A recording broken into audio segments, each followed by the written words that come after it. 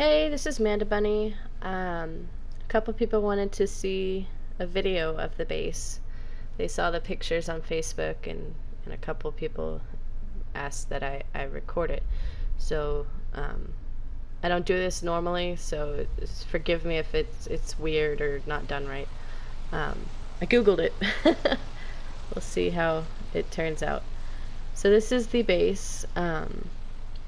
It's an admin base, so it's built for convenience. It's not meant for hordes of dinosaurs. It's just meant to make it easier to give out starter kits or just, stop by for a minute or two. Everything's conveniently put in places. The main parts of the buildings fit inside of force fields, so I don't actually have to worry about things getting destroyed or people kiting or whatever. The only parts that aren't force fielded are where the hallways are between the two buildings on the outside towards the inside. That way people can get over those ramps into the pool. Sometimes we'll put fish in the pool so that people can actually go fishing, get cooler blueprints or whatever. Okay, so this is the transportation dock. Everything works on it. I didn't know this, but it does. If you put this on top, it still works and it looks cool. Only thing is, if you're transporting, remember never stand in the center or you'll go flying. So that's the transportation dock. This is the front entrance. We'll go through the courtyard first. So everything in here is set to wander. It's neutered, and has the resource gathering disabled. So they don't tear up the environment and they don't mass produce. And it still looks like they're exploring. It's an exhibit. It's supposed to look like what animals you might find in the desert. This is the butterfly garden over here. They're not set to wander because it is a pain to put them up on them rocks. So that's that. We'll go back in over here. I'll show you the workshop first. So this is the baby barn. If the baby is a small dino, I will just walk it over here, and this is where I will end up storing like smaller dinos to medium dinos. And then if they turn out to be giant or big, they're gonna go out here. If they're going to be something that is too big, or it's just like a Bronto, I wouldn't put it over here. We'd take it somewhere else. This is just might be where I would hatch one if that happened. So this is the workshop. Elevator goes up. So that's the workshop. Up here,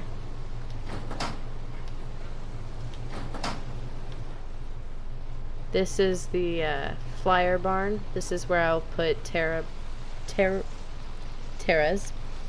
or RGs, griffins, things like that.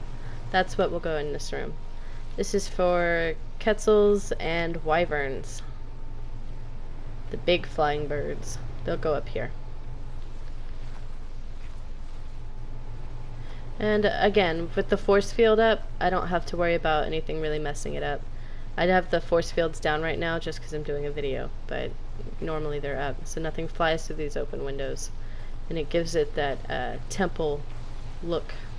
And it uses the internal daylight, or it puts daylight inside, I guess. I don't know how you would say that.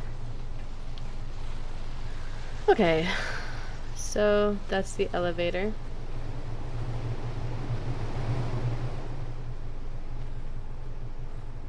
We'll start with the kitchen.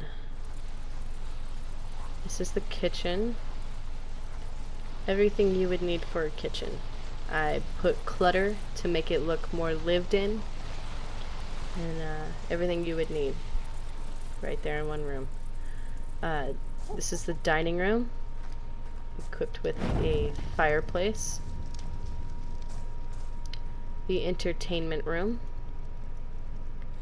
or entertainment corner, I don't know what you would call that. This is the TV. It's a makeshift TV. I tried to make it look like a flat screen. I don't know if it looks like one to you or not, but that's the goal. I put a tech light on the inside, and at night, if someone's sitting on the couch, it looks like a TV. So that's this room. That's the living room and all that. It's purely just for aesthetic purposes. There's no functions in there. This is the boys' room. I tried to imagine if kids lived in Ark, what would their room look like. This is for imaginary twin boys. Bird cage. They can put a monkey or a featherlight, something in there. It'll look cool. And a pet for the kids. This is the girls' room. It's the same thing, but girly. This is the bathroom. I've built showers, and when you shut it has 2 doors. So I put 2 doors on it so that it would block out people from seeing too much. I mean, it's a shower. You need privacy. So that's the doors. And it has actual water to pretend that you're getting a shower in. This is the makeshift sink I made. It's actually really easy to build. If you put the cross pipes down on the floor, they'll mesh into the ceiling tile. And then you put one straight pipe over, and then you put an inclined pipe through the wall. Ooh, roll back. You put an inclined pipe backwards towards the cross over the pipe, and then put a tap over it, and it'll make a pipe, a faucet, sink. Whew. That's working toilets. You can paint those. I just found that out this last build. You can paint them. This is the vault room. It's just the closet. It's clothes and different paints. I organized the paint by color. And then skins, stuff like that. So that's the closet. Let's go to the stable. I have the speed boosted on my character. This is the temple hall. It goes in here. Again, the force field will completely cover it. This is just for wolves and stuff. This is my Arcanine. Kind of looks like an Arcanine. Because Pokemon are fun. Okay, so that's that. And then the pool. So this is the pool. During the day, it kind of looks, it has a natural blue color. So this part of the map on its own had the color change in the water. Like if you look over here, you can see where the water changes on its own. Now I've put tech lights above the water as close as I could to the water, and I painted them cyan, and it gave it an even bluer color. Then I used brown paint for the lights closer this way to give it that sand color. It just kind of amplified the color. Neat little trick about brown lighting. If you use tech lights or even regular lighting and you use the brown paint, you hit it with the paintbrush and it will change the color brown. Now, it looks like it's off, but it's actually not. That's off. But it looks off. And during the day, it's not blinding. Like a lot of the other lighting colors will be overdone. You can't see whenever they're on during the day. So if you paint them brown, it gives a nice fiery looking glow, and it turns off during the day. This is the Love Shack. It's just because I like the word and thought it was funny. This is the bar and grill. Pool chairs, dining tables, pool chairs. If you prone on the pool chairs, if other people are doing it too, it actually looks like you're laying down sunbathing. And then there's a fire pit. I used fence foundations to corner off the diving area as sort of like a caution wet floors kind of gesture. This is the diving board. I like to pretend I'm diving.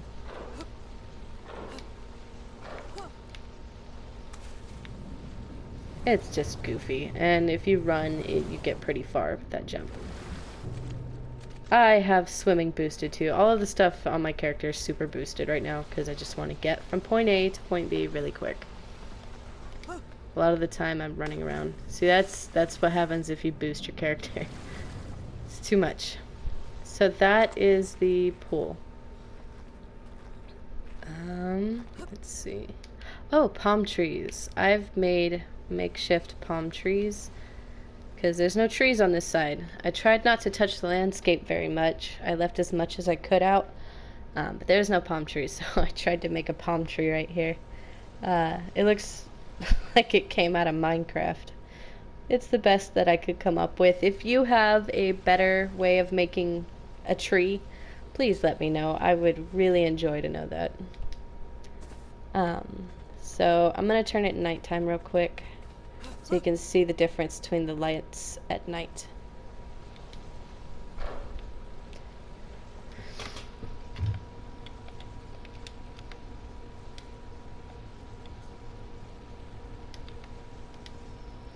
Okay, so these are the brown lights at night.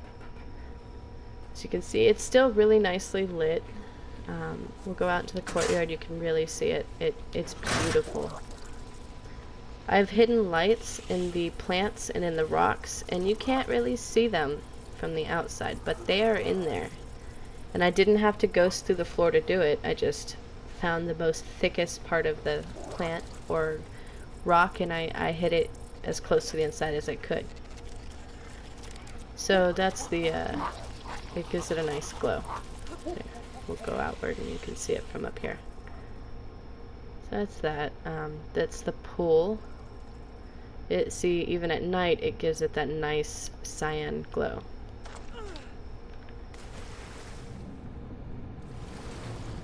And the light, because it's on the wall, it hits pretty far into the water and reflects. It's super bright and I love it. This is the pool at night. Here's the bar and grill. Give it that red glow that you see at a lot of grills. The love shack. And the fire pits. I have nothing in there. Alright. So that's the pool at night.